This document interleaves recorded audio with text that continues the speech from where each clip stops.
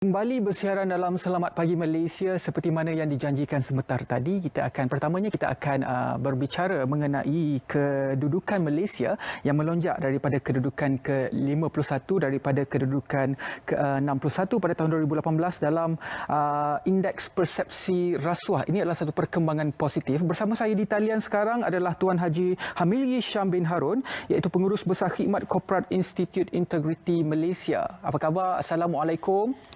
Waalaikumsalam warahmatullahi wabarakatuh. Ya Tuan Haji, kalau kita lihat itu adalah satu perkembangan positif yang mana kita telah melonjakkan diri kita lebih kurang dalam 10 kedudukan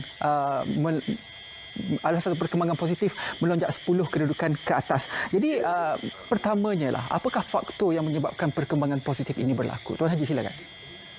Terima kasih Saudara Rizwan. Untuk makluman keputusan CPI pada tahun 2019 telah menunjukkan satu fenomena peningkatan yang sangat baik di mana kepercayaan negara luar telah meletakkan Malaysia pada tangga yang 10 tangga terbaik sama ada dalam kedudukan di antara 180 negara yang telah dianalisa dan juga skornya pun telah naik daripada 47 ke meningkat kepada 53. Alhamdulillah, di antara usaha-usaha yang telah dijalankan oleh kerajaan iaitu dengan adanya pelan anti rasuah nasional yang telah dibawa di asas penubuhan GICC. So, sebagai Institut Integriti Malaysia, semua pihak kerajaan dan agensi gabungan swasta juga telah pun memainkan peranan penting di mana inisiatif yang pertama sekali yang telah menjadi satu kewajipan kepada semua agensi kerajaan iaitu membangunkan pelan anti rasuah setiap agensi kerajaan, kementerian dan jabatan dan swasta sejak bermula 2019 lagi. Dan kalau kita tengok dalam pelan anti rasuah nasional, sebanyak 115 inisiatif telah pun digariskan dan 22 inisiatif telah pun dilaksanakan sehingga Disember 2019. Dan lebih 93 lagi inisiatif dalam tindakan. Kerajaan sangat serius dalam memerangi jenayah rasuah dan juga untuk mempertingkatkan tabiurus integriti dan anti rasuah dalam Malaysia. Dalam jangka masa tak sampai 1 tahun, kita melihat pelbagai inisiatif yang dilakukan oleh kerajaan menampakkan hasil dan melonjak CPI kita ke tangga 10 mata ke atas. Ini satu fenomena yang amat memperasankan Saudara Izwan. Dan kalau kita lihat juga, ini adalah satu perkembangan yang positif. Tetapi dalam isu pendidikan terhadap mendidik masyarakat tentang salah laku rasuah dan juga integriti ini, perlu juga dilihat tentang aspek pendidikan kesedaran dari akar umbi.